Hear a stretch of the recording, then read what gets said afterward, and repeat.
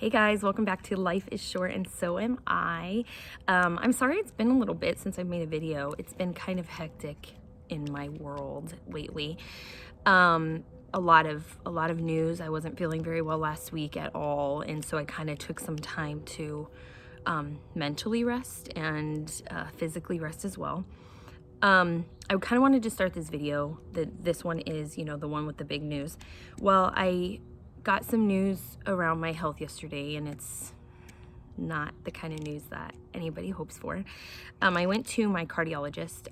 We just moved back from North Carolina, so you have to establish care with new doctors and things like that. So I made an routine appointment where they would check my device, my pacemaker, and I would get to meet my new electrophysiologist. And let me just start off by saying that this EP, the electrophysiologist that I met, is probably the nicest one that I've ever had. And in 14 years of having this device, I've had a few, and by far the nicest guy. We definitely bonded over our love of Marvel. He dressed up as Captain America for Halloween, which I thought was super, super awesome. So that definitely helped everything yesterday. But I went in and a typical visit includes they first check your device. So they have this machine, and they you're kind of wireless. It's kind of weird. They put this mouse looking thing over your chest and turn their machine on, and it just goes over all the data that's in my pacemaker. And I'm very used to that. Sometimes it's uncomfortable, sometimes they pace me, sometimes they set it off, and it just makes me really tired because they're making your heart do something that you don't want your heart to do. But I'm mentally prepared for that. So as I'm sitting there, I also decided, hey, you know what I should tell these guys? I said, hey, there's gonna be a warning that's gonna pop up on your machine. And I said, I have a Sprint Fidelis lead. And they're like, whoa. So let me backtrack a little bit and explain the Sprint Fidelis lead. So when you get your device put in, they put wires. Obviously that's how that works, right? They connect wires to the device, and then they connect it to your heart, that whole thing. Apparently the wires have names to them. I don't know which ones I have now. I probably should. The reason I know Sprint Fidelis lead is because I got my first device put in when I was 16 years old. And about a year later, maybe 2 years, the timeline's a little tricky for me. It's a lot. I get this message that my Sprint Fidelis lead, which is the wire that's attached to the device, has been recalled. It is shocking people to death. Not the kind of news that you want to get when you're 17, 18 years old. That's really not something exciting. So my mom and my grandma and me, we had to go to this big seminar about it, and we had to talk about the complications that could occur, and I had to get it checked out, and it just turned into this big thing. Well, at the time, 14 years ago, it was too risky for them to take the Sprint Fidelis lead out because it could have led to severe infection, complications, open heart surgery, death. It was a big deal to get this removed. So what they did instead was they went in and they put a cap on both ends of the wire. They disconnected it so it can't shock me, but they put caps. So they capped it, is what they call it. They put caps on the ends of it, and they kind of just left it in my body. So I have this free floating, wire. And I didn't really care much about it until I got my brain aneurysm a few years ago, and I needed an MRI. Could not get an MRI. Reason being, it could have ripped through my body. So it's been fun. Anyway, so that's the long, lengthy story around the Sprint Fidelis lead, and I'll tell you what the doctor said about that in a little bit too. But back to them checking my device. So I warned them, and I said, hey, I have a Sprint Fidelis lead. Of course, they give me the and so I was like, yeah, there'll be a warning. And I'm filling out my paperwork. I'm doing what I'm supposed to do at the doctor's office. And the guy looks at me, the tech that's doing my device check. He says, hey, have you been short of breath recently? And I was like, actually, yeah, I have, especially when I'm at work. I've been wearing these masks for a year. So why now am I feeling so, exhausted? I can't catch my breath to save my life, right? And I told him, I said, I just thought I was gaining weight. It gets harder to breathe when you're hustling, when you weigh more. I'm trying to justify why I've been so out of breath. And then I said, I've also been having these horrendous migraines, which are causing nosebleeds. The migraines I'm used to, you know, the nosebleeds, not so much. I've been really nauseous. I've been trying to kind of piece together everything that's happening. And so where does my brain go? Because I have anxiety, it goes to, oh no, Danny, you have another aneurysm. It's an aneurysm causing, you know, something in your brain is causing all this. So of course I'm freaking out, but you know, I have all these doctor's appointments coming up and this is just supposed to be a normal appointment, but I thought I'll bring it up to the cardiologist. Well, the guy's like, okay. And I was like, why? Why do you ask? And he says, well, your device is registering fluid around your heart as of March 5th. Okay. What does any of that mean? You know? He then proceeds to ask me, has anybody ever talked to you about heart failure? No. Nope. I have every other problem under the sun, but heart failure was not one of them. I have a heart condition. I have PVC, so I have different things, but heart failure, no. He's like, okay, well, I'm going to give the report to the doctor and he'll go over everything with you. Oh, okay. Okay. So then I have to sit in the waiting room after I feel like this bomb has just been dropped on me. And I'm irritated because I did my makeup for work and, you know, I don't want to mess any of that up. This is supposed to be a routine appointment. I'm not supposed to get any sort of bad news. And so I'm on the brink of tears in the waiting room because who wants to hear heart failure, you know? So then I go in and I meet the EP, my electrophysiologist, nicest guy. I'm telling you guys, I mean, out of every EP I've ever had, he's going to be my favorite. I can tell you that. And we got to talking and he got into the Sprint Fidelis lead with me. He did talk to me about that. And he said he's actually the only EP in the entire East Valley who specializes in extractions of leads. So that kind of made me feel really, really good. He said there's no need to open me up and take it out without already being in there for something because every time you open up your scar, there's a greater risk of infection. And I've already had this scar opened up 5 times. I've had a lot of problems with this over the past 14 years. So he said, hey, when your battery dies in 5 years, you know, when you need a battery replacement, we'll go in and we'll do all of that for you. And I said, okay.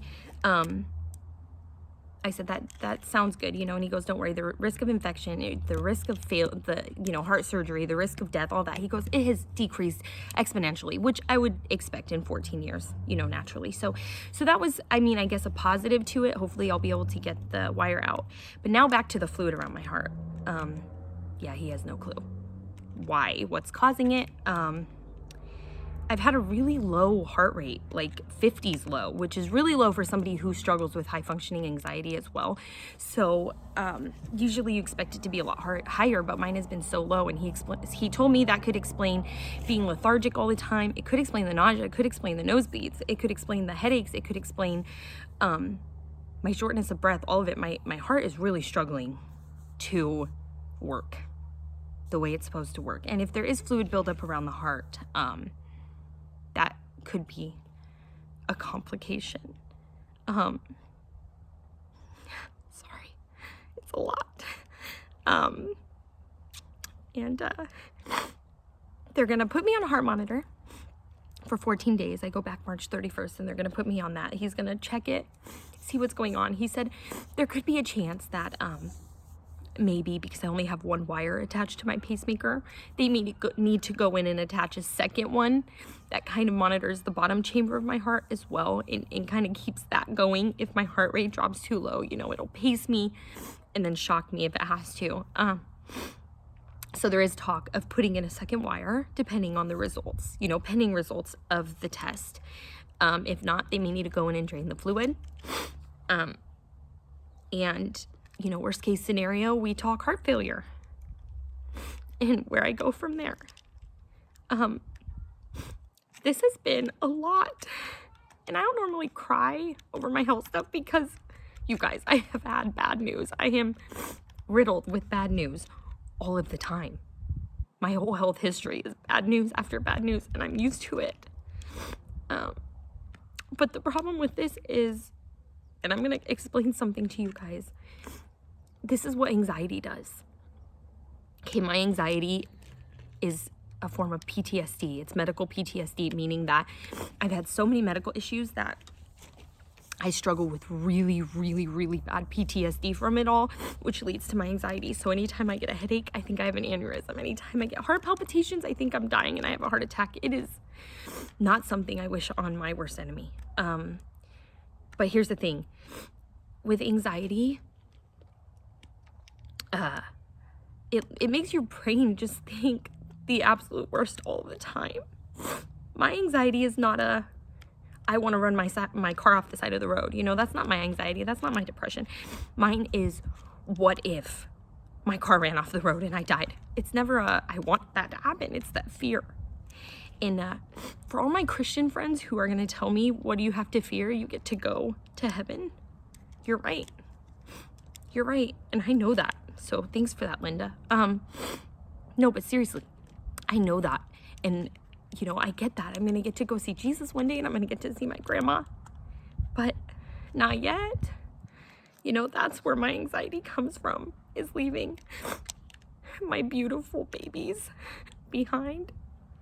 And my favorite comment I've ever gotten when I said that was, it won't matter. You'll be gone. You won't have to worry about it. Okay, sure. That doesn't stop me from worrying about it now. These are my kids, you know, and for me, it's extra hard because in the state of Arizona, they are a state who really wants biological parents involved, whether they should be or not. So my fear comes from something happening to me and my babies not being able to be with the man who's raised them for the last 5 years, but them have to go back with a man who may biologically be their father, but has not been a father to them.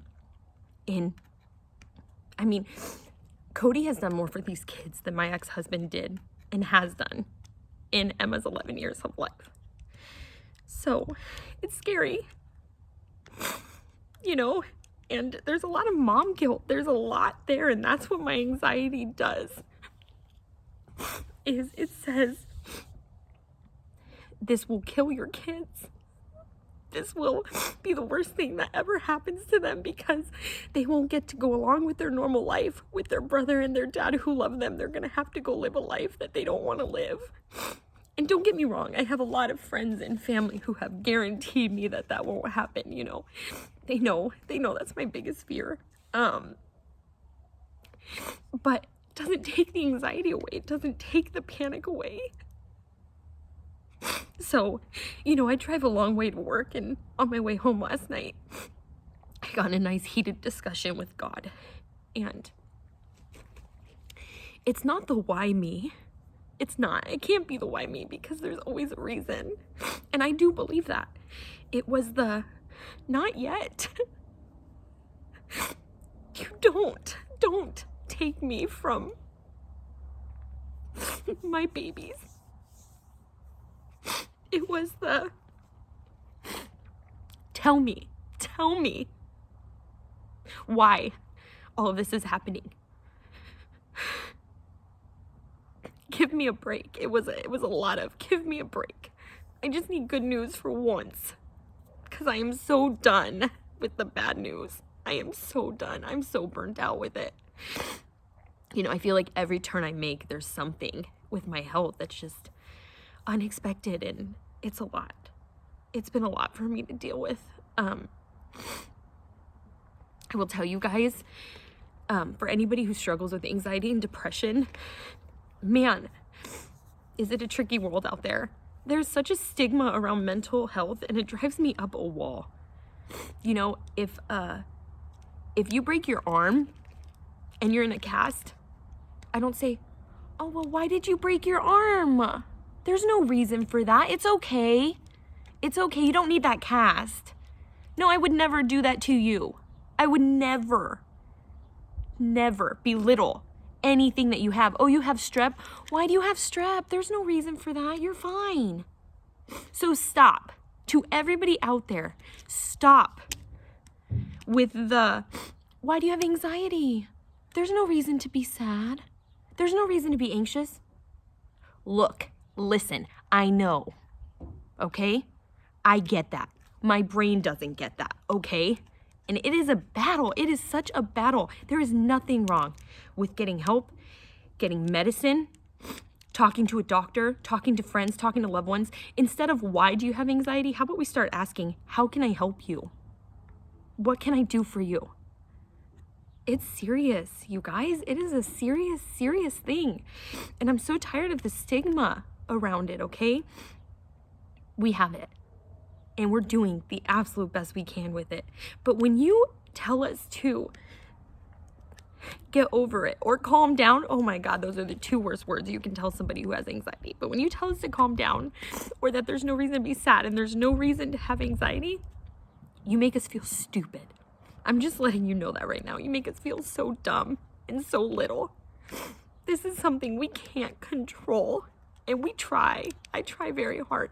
And you could ask the people I work with, and you could ask a lot of people in my life. I smile. I dance. I laugh. I'm goofy. I'm weird. But at the end of the day, this is me. Okay?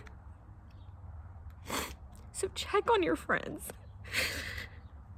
Check on your friends that smile. Check on your friends that laugh. Because when it seems perfect, it's not. Usually it's not. I have a wonderful support system, and I'm thankful for that. And I do have doctors who know, and I'm not afraid to tell them. I have been through a lot. I'm 30, and I've been through a lot. So I'm not afraid to admit that everything I've been through has messed with my head. I am not afraid to admit that. But you know what I do? Every day I get up. I take care of my kids. I take them to school. I make sure that they're fed. I go to my job. I do my job. I call friends. I call family. I don't stop. So if you are struggling with anxiety or depression, the only thing I'm going to ask of you is don't stop. Don't give up. Keep going. There are a lot of people who love you and want to see you around. I guess that's my love to you guys today. Just be kind to each other, man. Just be nice in the things you say. You really never know what somebody is going through. Guarantee you, a lot of people last night didn't know what I was going through at work. So after I got that news yesterday. So guys, just be nice, man. And I'm sorry, I'm such a wreck. This is me. Not good news, you know, and it's really been messing with me for the last day. I'm excited. I'm going away with my husband. We're going to spend a little time for our anniversary this weekend, which is awesome. My mama's on her way up to watch my babies. So, I'm sorry this video was so long, but I thought it was important to share all of that with you because I promised to be transparent with you guys and explain everything that was going on. I didn't think this would be my next video. But I will keep all of you posted. You guys are now on the journey with me. So once I know something, you'll know something. But thanks again for watching and always supporting me and loving me, and for everybody who's asked when I was going to make another video. I'm so sorry it took so long. But, you know, I'm here for you. And my last piece of advice today, and I'm just going to leave with this, is tip your servers. Okay? We don't work for free. And you really don't know what's going on behind the scenes, and you really don't know what somebody's struggling with. So just be kind, love one another, and I'll keep you guys posted. All right.